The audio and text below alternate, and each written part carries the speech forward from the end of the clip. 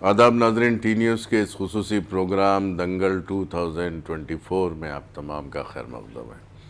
आज हम आपकी मुलाकात कराने जा रहे हैं हैदराबाद की नहीं बल्कि रियासत की जाने मानी हस्ती टी पद्माराव साहब से, जो बीआरएस पार्टी के उम्मीदवार हैं सिकंदराबाद लोकसभा हलक़े से। पद्माराव साहब हालांकि कोई तारुफ़ के मोहताज तो नहीं है, लेकिन फिर भी मैं आपसे बताता चलूँ कि उनका जो सियासी सफ़र है बड़ा दिलचस्प रहा। पहले वो मोंडा मार्केट के कारपोरेटर बने 2 बार, उसके बाद सिकंदराबाद से 4 मरतबा एमएलए चुने गए, टीआरएस से और बीआरएस से, और अब पहली मरतबा सिकंदराबाद की तारीख़ बदलने जा रहे हैं। वाक़ई मैं इस बात पर ज़ोर देते हुए फिर एक बार कहना चाहूँगा कि आप जो है सिकंदराबाद लोकसभा हलक़े की तारीख़ बदलने जा रहे हैं, यानी कि पहली मरतबा सिकंदराबाद लोकसभा हलक़े से बीआरएस पार्टी का मेंबर ऑफ़ पार्लियामेंट चुना जाने वाला है। तो नाज़रीन, आपकी तरफ से, टी न्यूज़ की तरफ से पद्माराव साहब का इस प्रोग्राम में खैर मक़दम है। पद्माराव साहब, आपका खैर मक़दम है हमारे इस प्रोग्राम में।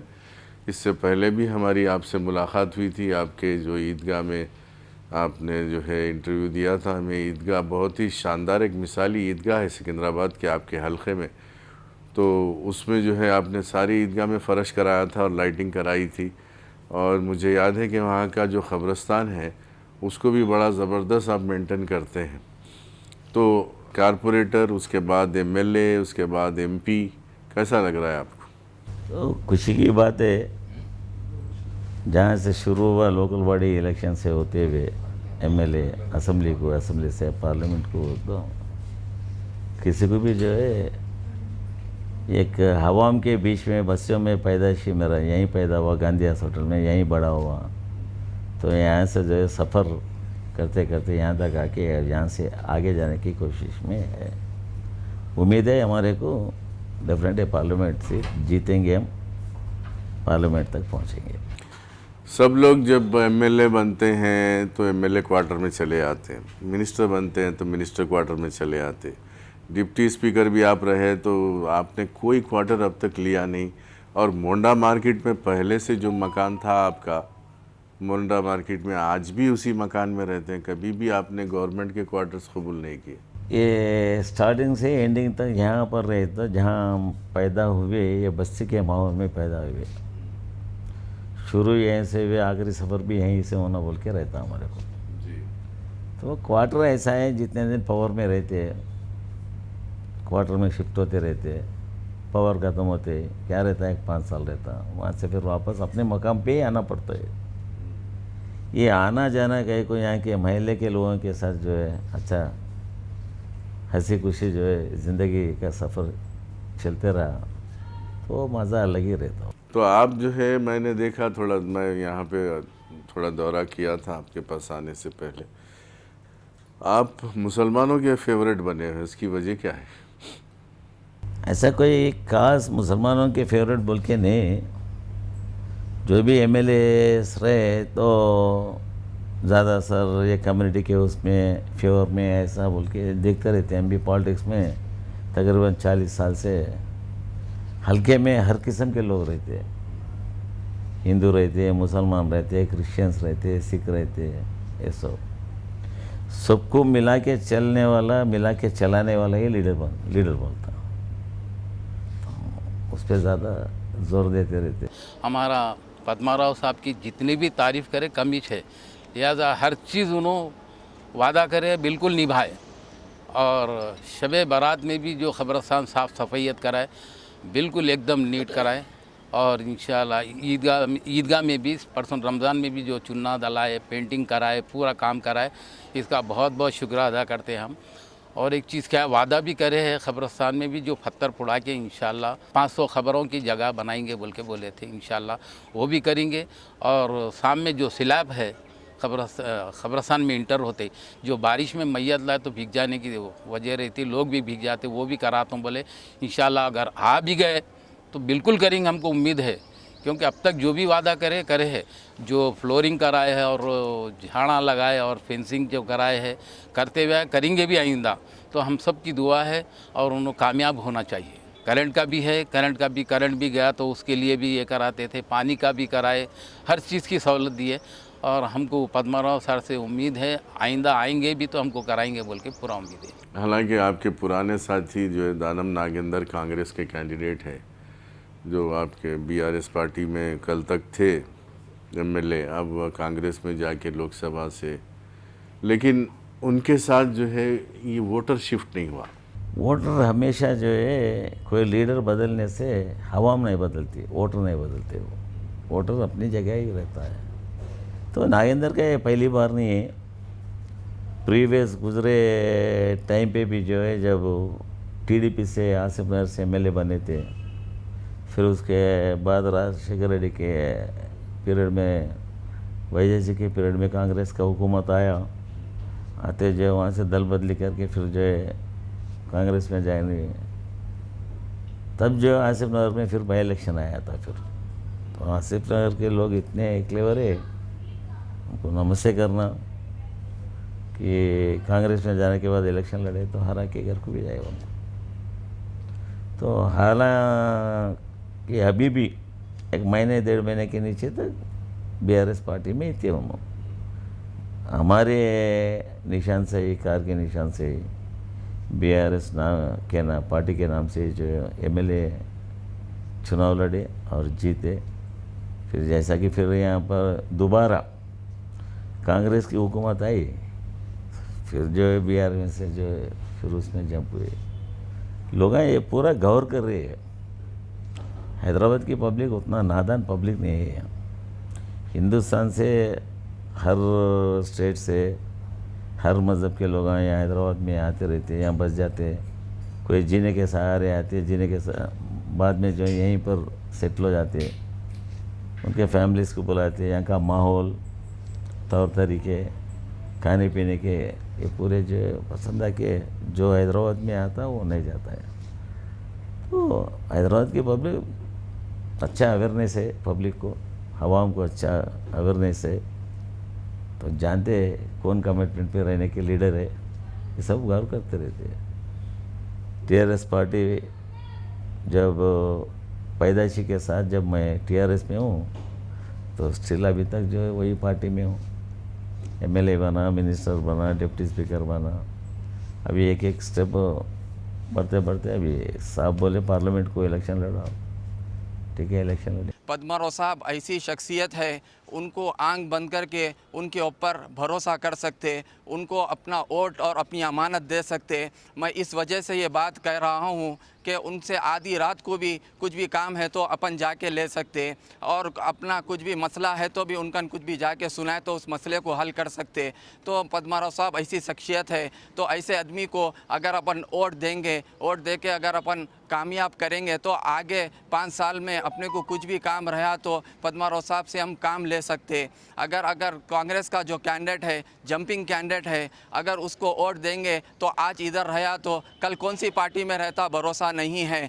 जब उसका भरोसा नहीं है तो अपनी अमानत उसको अगर अपन देंगे तो अमानत में खयानत होना हकीकी बात है, ये तो ना समझी नहीं हकीकी बात है। तो इस वजह से मैं अपने भाइयों को, बहनों से सबको कहना चाहता हूँ कि वोट को ज़ाया मत कीजिए, अपनी अमानत को, अमानत में खयानत मत कीजिए। अमानत ऐसे आदमी को दीजिए कि वो अपने को 5 साल काम में आ सके। पद्माराव साहब एक ऐसी शख्सियत है जो बीआरएस के एमपी कैंडिडेट है, तो उनको अगर वोट देंगे तो हम अपन 5 साल उनसे काम ले सकते।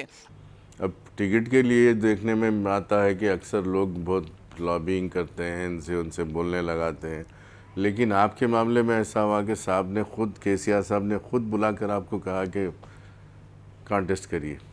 मैं असेंबली के इलेक्शन में भी, लोकल बॉडी इलेक्शन में भी जो है टिकट मुझे दो बोल के कभी नहीं पूछा। मैं पार्टी और पार्टी के प्रेसिडेंट जो है वो हल्के में जो है कोई कैंडिडेट को लगाए तो कैंडिडेट का कैसा रहता वहाँ पर, ये पूरा गौर करके देखते हैं। तो कारपोरेटर लड़ाई मुझे जीत हासिल कर रहा, 4 बार एमएलए लड़ाए जीत हासिल कर रहा, फिर अब बोले पार्लियामेंट को लड़ो। साहब जो हुक्म करे इलेक्शन लड़ेंगे। अभी एक बात देखने में आई प्रजन्ना कि बीआरएस पार्टी से जो लोग गए हैं, फॉर एग्ज़ाम्पल रंजीत रेड्डी है, दानम नागेंद्र है, कडियम श्रीहरि की डॉटर है, ये और वगैरह और एक दो लोग हैं, बहरहाल जो भी कांग्रेस में गए हैं, अब उनका पोजीशन थर्ड पोजीशन नज़र आ रहा है। एक एनालिसिस में आया है कि जितने बीआरएस से आए उनका थर्ड पोजीशन है, तो फिर जाके उनको फ़ायदा क्या हुआ? अब वो खुदगर्जी से खुद होते हुए क्या बेनिफिट्स होते बोल के गए या पता नहीं। हवा में एक पार्टी में अपन रह के फिर दल बदली करके दूसरे पार्टी में जाते ना, तो मैं तो समझता हूँ उससे बड़ा गलती कोई भी लीडर करना मुमकिन नहीं है। ये कितना भी करो, ज़ाती मकान में रहते जो मज़ा आता किराए के मकान में गया मज़ा नहीं आता है।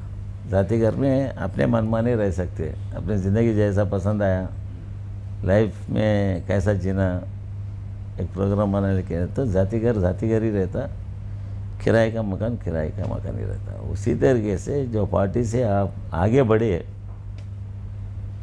पूरे पार्टी के मज़े लूट के गए यहाँ से, कैबिनेटों में आए, सभी जो है एंजॉय करके जो है फिर वापस गए, तो शायद उनको भी दिख रहा होगा अभी कहीं कुछ बात करे, कोई वर्कर से कुछ ये करे, जाओ जी जाओ, क्या बातें कर रहे, जुम्मा हफ्ता नहीं हुआ जो है बिहार में से आके हमको बता रहे क्या, बल्कि बोले तो भी जो है सुनना ज़रूरी है, ज़बान नहीं खुलता फिर उनको रिप्लाई देने के लिए।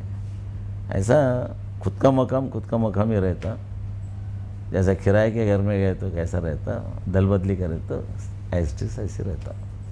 पद्माराव साहब एक ऐसी शख्सियत है जो हिंदू और मुस्लिम में फ़र्क नहीं देखते, उनके पास ये चीज़ की फीलिंग नहीं है। रही बात दानम नागेंद्र साहब की, आज ही हमारे एक दोस्त ने मुझे एक मौलाना का बयान भेजा है जो ख़बरस्तान के ताल्लुक़ से है, खैरताबाद के, जो वफ़ की अराज़ी थी उसको दानम नागेंद्र साहब ने GHMC की अराज़ी बोलकर उसका काम रुकवा दिए, और वो ख़बरस्तान की जगह जो है हमारे मुसलमानों को आते आते वापस चले गई। तो आप लोगों से गुजारिश है, जानिए, आदमी को देखिए। कुछ हमारे भाई बोल रहे भाई कैंडिडेट को देख के वोट मत डालिए, पार्टी को देख के वोट डालिए। मेरे भाई ऐसा नहीं है, पार्टी सेंट्रल में रहेंगी, काम करने वाला यहाँ हमारे लिए कैंडिडेट है। और बात करेंगे पद्माराव साहब की, तो पद्माराव साहब एक ऐसे कैंडिडेट है जो हमेशा हम मुसलमानों के हमदर्द आदमी रहे हैं। अब आप क्या आवाम को क्या एश्योरेंस दे रहे हैं? वहाँ पे तो गारंटियों का सिलसिला है, हमारे पास तो गारंटियों का सिस्टम नहीं है, काम करने का सिस्टम है। इलेक्शन में आने के टाइम पे कांग्रेस जो है 6 गारंटियाँ, उसमें एक गारंटी में फिर और अलग अलग है, उसमें एक 10, 12, 15 ऐसा है। वो टोटल हिसाब करे तो 70-80 है पूरा उसमें। तो हवाम को जो है एक फ्री बस लेडीज़ के लिए लगा है। अब वो भी अभी हैदराबाद सिटीज़न ही हैं आप पैदाइशी यहीं के, यहाँ आप भी देख रहे होंगे।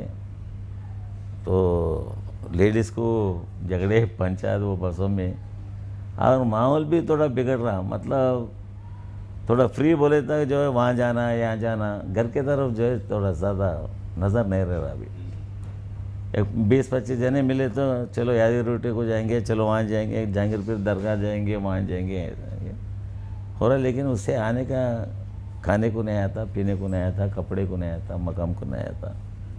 6 दिन ऐसा रहता, इंट्रोडक्शन स्कीम जो है ऐसे रहते हैं, उसके बाद में जो है वापस करना पड़ जाता। फिर बहुत सारे स्कीमें इंट्रोड्यूस करे तो हवा में हम भी एक है, तो पूछ रहे तो जो है नहीं पूरे झूठे बात आए। पेंशन 4000 3000 देते, बोले वही 2000 आ रहे KCR साहब, जो पहले दे रहे थे वही आ रहे। जनवरी का भी नहीं दिए गए, अभी एक महीने का पेंशन डूब गया। बोल वही जनवरी का डूब गया। लोगों को पूछे था हमारा 1 महीने का पेंशन गया है, दिए नहीं। पहले जो है टेंशन फर्स्ट के दिन जो है हमारे अकाउंटों में जो है पेंशन के पैसे गिर जाते थे, इस बार पैसा आने वाला बोल।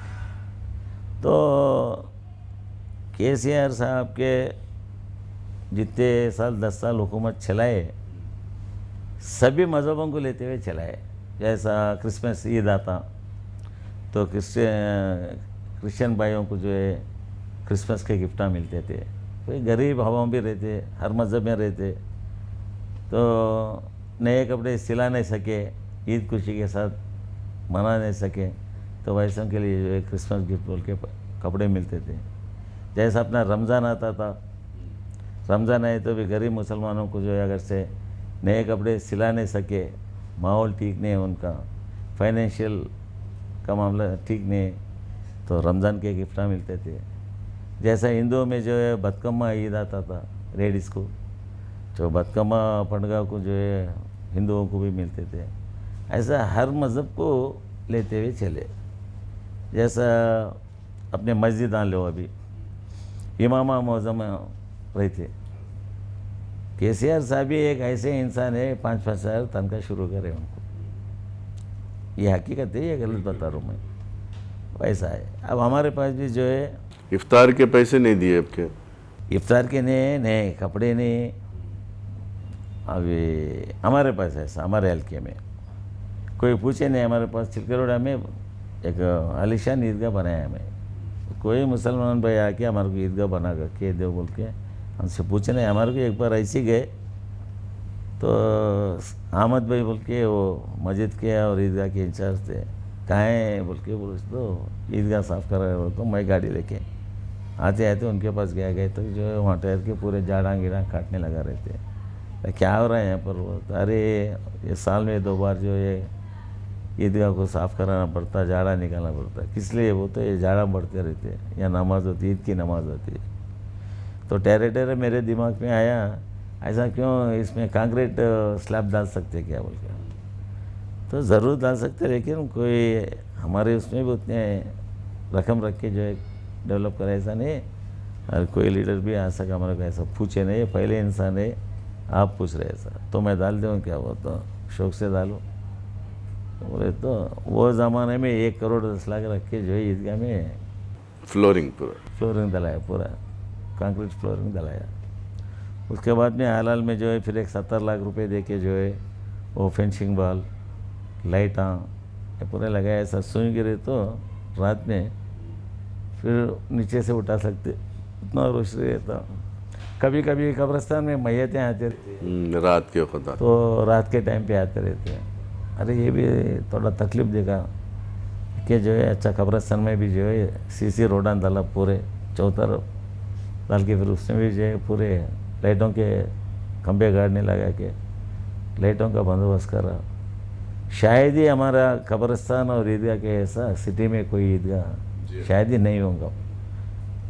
1-2 बार MIM के वो पाशा कदरी उन्होंने आए पीछे, चलो भाई हमारा ईदगाह देखोगे, अरे पद्मनाभ साहब बहुत अच्छा काम कर रहे हैं, हुआ तो हमारे पास भी जो ईदगाह डेवलप करो। मैं बोलो आपके पास मैं कैसा कर सकता हूँ, आपके लीडर हैं, जो बोलो वो कर सकते, वहाँ हम नहीं कर सकते ना ऐसा। उनके हल्कों में आके अच्छी बात नहीं है। जो भी MLA है वो MLA के हल्के में ही कर लिया तो अच्छा रहता उसके लिए। तो मज़हब वगैरह ये सब नहीं देखे हम। सिकंदराबाद में हर मज़हब के भाइयों को लेके जो है 4-4 बार MLA बनना, वो तो नाटे जोक। एक बार बने तो दूसरी बार इलेक्शन आए थे, दुनिया के लपड़े रहते, दूसरी बार गए, तीसरी बार गए, चौथी बार भी MLA बने। अब पार्लियामेंट को भी लड़ रहे हैं। हर जगह किधर भी जाके मिले, लोगों से मिले, करे। तो जैसा हमारे को साहब अनाउंस करते एक बूम के ऐसा उठा, अरे एक अच्छे इंसान को पार्लियामेंट से खड़ा करें, क्लीन इमेज है उनको, अच्छा बैठना उठना रहता उनका, तो जिता लेना, ऐसे शख्स को जिता लेना बोल के लोगों में एक इंटरेस्ट पैदा हुआ। तो जहाँ भी अभी इलेक्शन के कैंपेन चल रहे, जैसा जुबलीस है, सनत नगर है, हमारा सिकंदराबाद है, मुशीराबाद है, अंबरपेट है, अपना नामपल्ली है, ऐसा किधर भी गए तो जो है लोगांपुर जो खैरताबाद भी इसी में आता, तो साथ देंगे बोल रहे। तो वही हमारे को एक लीडर को वही बूस्टिंग है ना। ये आप सब जानते हैं पद्मा साहब कैसा काम करे हैं और कैसा क्या करे हैं, आवाम पूरी जानती है। पद्मा साहब बेहतर से बेहतर काम को अंजाम दिए सो है, और अब नहीं कई सालों से हमारे साथ है। हर किसी के लिए, या मंदिर हो, या मस्जिद का काम हो, या कब्रिस्तान का काम हो, या किसी का भी काम रहो, अल्हम्दुलिल्लाह हर इसको लेके चले सो है। अपन जो है ना TRS को जिताना है, क्योंकि TRS अपना एक तेलंगाना पार्टी है, अपन उसको जीत के लेके आए सो है। तेलंगाना को जो है लड़के केसीआर साहब दुनिया का, हम भी बहुत मेहनत करे उसके पीछे के रैलियाँ में गए, वो जीतने का तेलंगाना हासिल करने के लिए बहुत मेहनत करे।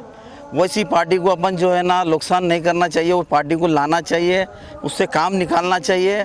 और दूसरी बात जो है, आज चिलकोड़े में सब बेहतर हर कोई जानता है कि कौन क्या काम किया है।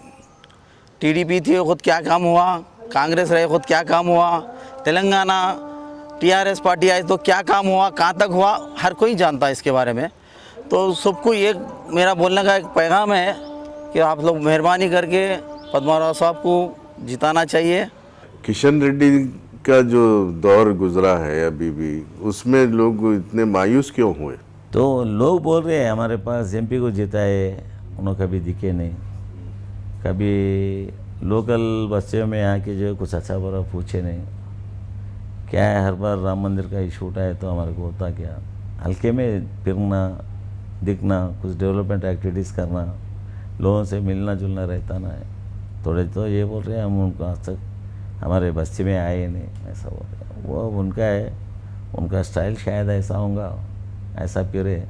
लेकिन हवा हम जो है अभी बदलाव आना बोल के देख रहे हैं, बदलाव के तरफ सोच के जो पूरा पूरा साथ देंगे बोल रहे। हमारे को उम्मीद भी वही दिख रहा, फिरते रहे तो। आप क्या एश्योरेंस दे रहे हैं लोगों को? क्या है, हम 24 घंटे हवा हमको क्या रहता, एश्योरेंस उनको बंगला बना के दे बोल के नहीं पूछते, कोई हम मेरी शादी करो बोल के नहीं आता।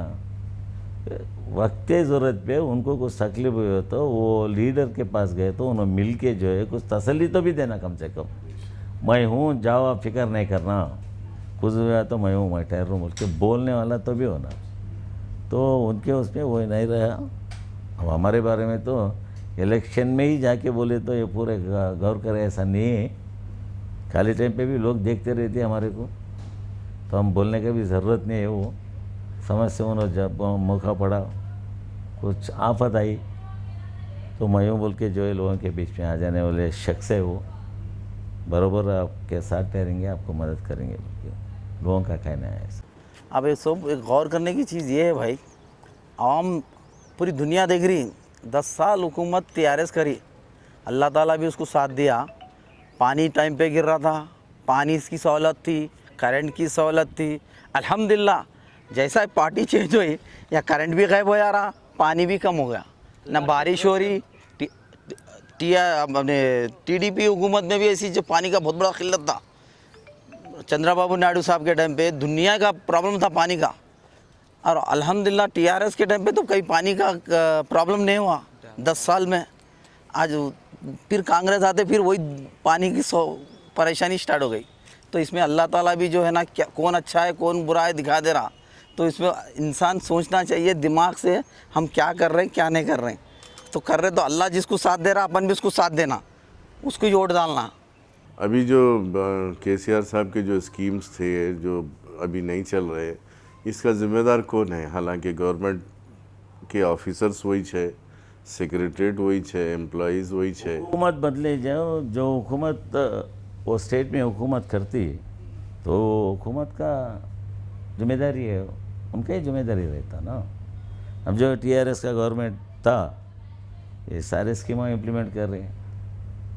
मैं तो जाके शादी मुबारक, ये कल्याण लक्ष्मी, ये छिकाम पूरे, सीएम रिलीफ फंड, कभी हमारे हल्के में जाके पूछो, मैं बोलना नहीं, घरों को जाके देके आता था चेक्स में।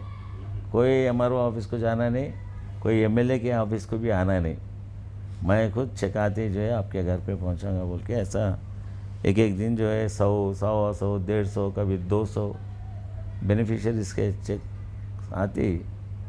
150 जने गाड़ियाँ मोटरसाइकिल में निकलते थे, तो उनके मकामों पे जाके जो है उनके हवाले करके आते थे। उसमें कोई 1 रुपया 2 रुपये का जो उनको खर्चा भी नहीं। हालांकि यहाँ तक हमारे ऑफिस तक भी आने की ज़रूरत नहीं रहता था, हम खुद उनके मकाम पे पहुँचते थे। तो लोग खुश थे, और कभी भी आए तो जो है काम पड़े तो एमएलए रहता, एमएलए का अच्छा खासा ऑफिस रहता, उसमें पीए पीएस पूरे सिस्टम रहता हमारे पास ऑफिस में, सीतापुर मंडी में। अगर से महीना 2 महीने एमएलए भी नहीं बने तो लोग कुछ काम से आके फिर वापस जाने की ज़रूरत नहीं रहता हमारे पास। हमारा ऑफिस जो है काम करते रहता, जिधर बोले उधर कुछ काम पे आए वो कंसल्ट डिपार्टमेंट को, कंसल्ट ऑफिसर को फ़ोन करते बोल देते ऐसा साहब बोले आदमी को भेज रहा हूँ, क्या काम करके भेज दो ऐसा। तो ऐसा चल रहा है। जब असेंबली को ऐसा चला रहे थे, आप पार्लियामेंट में भी जो है लोगों के हाज़िरी में रहेंगे हम। कभी भी वक्त पड़ा कोई मजबूर इंसान को, अरे मेरे एमपी के पास वो तो कोई भी आया तो उनको हाजिर रहता हमारा। और हम खुद भी जो है बस्तियों में घूमते रहते। अब उन्होंने यहाँ को आना नहीं, इलेक्शन के टाइम पे हम जब उनके मुकाम पे जाके वोट डिमांड करते हैं, वोट डालो बोल के, फिर उसके बाद इलेक्शन होते हैं, उन्होंने हमारे पास नहीं। इलेक्शन होने के बावजूद, जीतने के बावजूद भी जो है एक पब्लिक रिप्रेजेंटेटिव फिर उनके मकामों में, उनके बस्तियों में, उनके घरों के पास जाके ऐसा दौरे लगाते रहे। तो उनको कुछ ज़रूरत अगर से रहा तो उनके मकामों पे, उनके बस्तियों में गए, जब जो है आके अपने मिल के बोलते, जब जो उसका हल निकाल सकते हैं। ये हमारा स्टाइल है। ये 10 साल केसीआर साहब ने हुकूमत चलाए, जो जो वादे किए थे, जो नहीं भी किए थे वो भी पूरे करे। जैसा कि शादी मुबारक था, कल्याणी लक्ष्मी थी और पेंशन था, 200 से 2000 रुपये पेंशन करे। और इमाम को, मौज़न को तनख्वाह 5-5 हज़ार रुपये करे। ये कहाँ भी पूरे इंडिया में किधर भी नहीं है, सिर्फ तेलंगाना में था। वो काम केसीआर साहब ने किए। फिर उसके बाद अब कांग्रेस की हुकूमत आई, उसके बाद जीता। करंट का 10 साल कुछ मसला नहीं था, कांग्रेस की हुकूमत आई। जब से रमज़ान में भी करंट गया, उसके बावजूद अभी भी दिन में 1 बार या 2 बार करंट जा रहा। फिर रमज़ान में क्या रहता था, केसीआर साहब की हुकूमत में तोहफ़ा आता था, मस्जिद को 1 लाख रुपए आते थे। फिर जैसा ये कांग्रेस आते कि वो तोहफ़े भी चले गए, 1 लाख रुपए भी चले गया। फिर उसके बाद पेंशन को तो 2000 से 4000 करते बोल के वो जितने अब मिनिस्टर बन गए कांग्रेस में, पूरे ऐसा अट्टे पे लिख के 4-4 हज़ार रुपये ऐसा दिखाए। वो अट्टे के पीछे क्या था मेरे को आज समझ नहीं आ रही वो बात। सिर्फ उनकी मिनिस्ट्री लिखी हुई थी, उनके पीछे जो मिनिस्ट्री लेना था वो लिखा हुआ था। 4000 को भूल गए, वो 4000 रुपये आज तक नहीं करे। वो 2000 रुपये भी टाइम पे पेंशना नहीं आ रही। फिर उसके अलावा शादी मुबारक का जो था 1 लाख रुपए के साथ सोना देते बोले, वो 1 लाख रुपए का चेक भी नहीं आ रहा, सोना भी नहीं आ रहा। ये कब देते? 100 दिन बोले, 100 दिन भी हो गए। फिर उसके बाद अब क्या बोल रहे कि अब अगर कांग्रेस फिर सेंट्रल में हुकूमत बनाई तो देते बोल रहे। तो ये खाली एक के पीछे एक वादे करते जा रहे हैं, करने का कुछ भी नहीं है। पहले तो क्या बोले, जैसा हमारी हुकूमत बनते कि 2 लाख रुपये किसानों को माफ़ कर देते बोले, वो भी एक फॉल निकला। फिर उसके बाद क्या बोले कि नहीं हमारी गवर्नमेंट फिर सेंट्रल में आना। तो इसके बाद भी अगर एक के बाद एक बोलते जा रहे, लेकिन करने का कुछ भी नहीं है।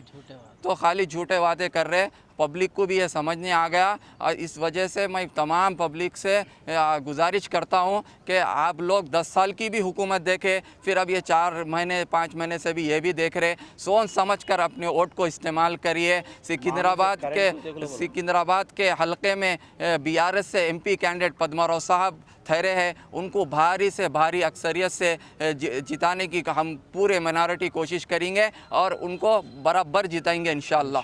अभी मैं थोड़े डिस्ट्रिक्ट्स का दौरा भी कर रहा था, तो वहाँ पे लोगों में जो है पछतावा शुरू हो गया। लोग जो है यही बोल रहे हैं कि हम तो हमारे एक एमएलए को हराना चाह रहे थे, लेकिन केसीआर साहब का हुकूमत हार जाएगा हम सोचे नहीं थे। तो ये कहावत जो है एक ज़्यादा मशहूर है, शायद आपको भी बहुत अच्छी तरीके से मालूम होगा। एक राजा हुक्म करते कि बॉडी में जो है हर घर से जो है जाके 1-1 गिलास दूध डालो उसमें बोल के। तो क्या होता बोले तो अब हवा पूरा, अरे मैं 1 गिलास दूध की जगह पानी डाले तो क्या महसूस पड़ता बोल के डालना शुरू करें। तो पूरे वही सोच के जो पूरे पानी करे। जब राजा का दौरा बॉडी के पास जाके देखे तो दूध की जगह पूरा पानी ही पानी था। तो वोटर जो है सोच के करना, अरे हम इनको हमारे एमएलए को हराएंगे बोल के सोचे। लेकिन केसीआर साहब के अगेंस्ट नहीं थे हम, उन्होंने अच्छा हुकूमत चला रहे थे, बेचारे उन्होंने हार गए बोल के अभी पछतावा आ रहा। आने के बाद जो घड़ी था वो तो निकल गया। तो अभी पार्लियामेंट में तो भी कम से कम बीआरएस पार्टी के एमपीएस को जिताना बोल के लोगों के दिल में आ रहा। अब साहब के भी जो है पब्लिक मीटिंग्स हो रहे हैं, उनका डिस्ट्रिक्ट बस यात्रा तो बहुत ज़बरदस्त सक्सेस है। उन्होंने दौरा भी कर रहे हैं अभी। किधर भी देखे तो हवा में दिख रहा है टीवी में। मैं तो इलेक्शन फील्ड में हूँ, जाके वहाँ पर डिस्ट्रिक्टों में जाके नहीं देखा, लेकिन मीडिया जो रहता ना, टीवियाँ रहते, तो उसमें देखे तो क्या है, ज़ोरदार पब्लिक आ रही, साहब का भाषण भी सुन रहे, स्पीच सुन रहे, तो लोगों में बदलाव आया। फिर बदलाव आया। मैं एक पॉलिटिशियन, एक पार्टी के झंडे के नीचे एक पार्टी का एमएलए हूँ। मेरा एक्सपेक्टेशन जो है 8-10 एमपी सीट जीतते बोल के रहता, तो पब्लिक के हाथ में रहता। बहरहाल कुछ ना कुछ हासिल ही करेंगे पार्लियामेंट इलेक्शन में। अब आखिरी में क्या बोलेंगे आप अपने वोटर्स को, बिलखुसूस मुसलमान वोटर्स को क्या बोलेंगे? माइनॉरिटीज़ के लिए स्पेशली उनको कुछ बोलना हो तो साहब के हुकूमत में, टीआरएस जब हुकूमत थी, ये स्कीम्स पूरे जब ही निकाले, शादी मुबारक जब ही निकला। एक गरीब घर वालों को अपने बेटी की शादी करना अगर से चाहे तो 1 लाख रुपए का मदद मिलना बहुत बड़ी मदद है वो। तो कहीं मैं बहुत सारे शादियों में जाते रहता हूँ, गरीब लोगों के ज़्यादा अटेंड कर देता हूँ, तो 1 लाख रुपए में शादी पूरा करे से भी देखा मैं। एक 25,000 के कुछ बर्तन वो ये दिला दिए, 1 तोले का जो है सोना लगा के करे, छोटा मोटा जो है मटन बिरयानी के जगह जो है चिकन वगैरह खाना, दाल चाह वो ये देके खाना खिलाए से भी देखा मैं खुद खाए से वाला इंसान हूँ मैं। तो बहुत बड़ी मदद है वो 1 लाख रुपए। अब वो परसों हुकूमत में आने के टाइम पे नहीं 1 लाख नहीं, हम 1 तोला सोना भी देंगे। बोले सोना किस तरीके से देते क्या है समझ में नहीं आया। आज 60,000 है तो कल 70,000 होता, कल 65,000 होता। एक परमानेंट भाव बोल के भी नहीं रहता सोने का। तो ऑफिसर्स कैसा करेंगे, ये कैसा दे सकते हैं? हमारा मांग ये है, सोना गिनो नहीं दिए तो परवाह नहीं, टाइम पे जो उनको लाख रुपए पहुंचाओ उनको, बस वो लोग खुश है। वो लोग शादी मुबारक के या कल्याण लक्ष्मी का एक इन टाइम पे उनको मदद मिला तो बस है वो मदद करे तो ऐसा। तो साहब के हुकूमत के टाइम पे हर गरीब लोग खुश थे, उनके शक्लों में नूर देखते थे। मैं जब से पैदा हुआ मैं ये सुनता था कि हमारे माइनॉरिटी का कोई मिनिस्टर रहता था, कोई मिनिस्टर बनता था। पिछले 10 साल की हुकूमत में भी आप लोग ये देखे कि हमारे महमूद अली साहब जो थे 5 साल डिप्यूटी सीएम थे, रेवेन्यू मिनिस्टर थे, फिर अगले 5 साल जो है होम मिनिस्टर बने। ये कांग्रेस की हुकूमत जब से आई अभी तक कोई एक मुस्लिम मिनिस्टर नहीं बना है कांग्रेस के सीएम साहब। क्या कांग्रेस पार्टी में ऐसा कोई मुसलमान एमएलए या कोई किसी को एमएलसी देकर मिनिस्टर नहीं बना सकते? क्या कोई मुसलमान की काबिलियत नहीं है क्या कांग्रेस पार्टी में?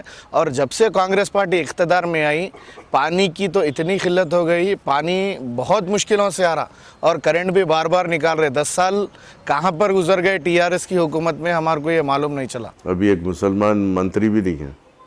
तो मैं जाके उनको चेक देता था, गरीब मुसलमान भाई के घर में जाके, मैं उनके घर में जाके उनके दहलीज पे जाके 1 लाख रुपए का चेक दिए तो उनके शक्ल के ऊपर नूर देखता था मैं, खुश रहते थे। क्या सब चेक आ गया कि आप घर पे ला के दिए, केसीआर साहब बहुत साल जिए, उनको अल्लाह अच्छा रखो, ऐसे दुआएं मिलते थे, दुआ में रखते थे, दुआओं में रखते थे साहब को। साहब के तरफ से जो पैगाम लेके जो एमएलए उनके मकामों पे गए तो साहब के साथ हमारे भी सर पे हाथ लगा के बड़े लोग जो है खुश रहो बोल के बोलते थे ऐसा। तो वो चीज़ अभी नहीं दिख रहा, अभी पैसा है अभी। और एक वज़ीर भी नहीं है ना, मुसलमान मंत्री भी नहीं है। अब आपको दिख रहा ही है, अभी चेक खा लिए, क्या है कि आगे क्या करते क्या है पता नहीं, लेकिन फिलोकत तो नहीं है। तो नाज़रीन, अब हम सिकंदराबाद पार्लिमानी हलक़े में हैं और ये चिलकलगुड़ा इलाक़ा है जो सिकंदराबाद के पार्लिमानी हलक़े में आता है। और हम जिस मुकाम पर बैठे हैं वो यहाँ की ईदगाह है। और इस ईदगाह की ख़ास वजह ये है जो इस किस्म से यहाँ पर मेंटेन हो रही है या जिस तरह से ईदगाह यहाँ पर बनाई गई है उसकी मिसाल नहीं मिलती। लोग यहाँ पर आते हैं दूर दूर से ईदगाह को देखने के लिए। कहा जाता है कि तेलंगाना रियासत में ये पहली या दूसरी ईदगाह होगी जहाँ पर इतना अच्छा इंतज़ाम होता है, जहाँ पर सीमेंट फ्लोरिंग है, कंपाउंड वाल वगैरह है, बहुत अच्छा मेंटेनेंस होता है, जिसकी अच्छी एक कमेटी भी है। तो आज हमारे साथ साबिक़ा सदर असदुल्ला साहब मौजूद हैं इस कमेटी के, ईदगाह कमेटी के, और इस कमेटी के साबिक़ा सदर साहब से मालूम करेंगे कि इस ईदगाह को इस तरह डेवलप करने में किसका हाथ है। हमारे यहाँ के जो सिकंदराबाद एमएलए है श्री टी पद्माराव साहब, वही इस बार एमपी के लिए भी इंतखाबात में खड़े हुए हैं, तो ये इलाका उन्हीं के अंडर में आता है। 2008 में 2008 में जब एमएलए थे साहब टी पद्माराव साहब, यहाँ के जो अब फिल वक्त जो सीसी रोड है पहले पूरा मिट्टी की रहती थी और इसमें काफ़ी मुश्किलात होती ईद की नमाज के लिए, तो वो खुद अपने तरफ से उस वक्त की जो कमेटी थी जनाब रज़ाक साहब की, उनसे मिलकर अपनी खुद ही से जो है ना इसको सीसी रोड डालने की पेशकश रखे और इमीडिएट उस पर एक्शन लेते हुए इमीडिएट उस वक्त के हिसाब से 60 to 70 लाख रुपीस खर्चा करके पूरा ईदगाह को सीसी रोड से मुकम्मिल करें।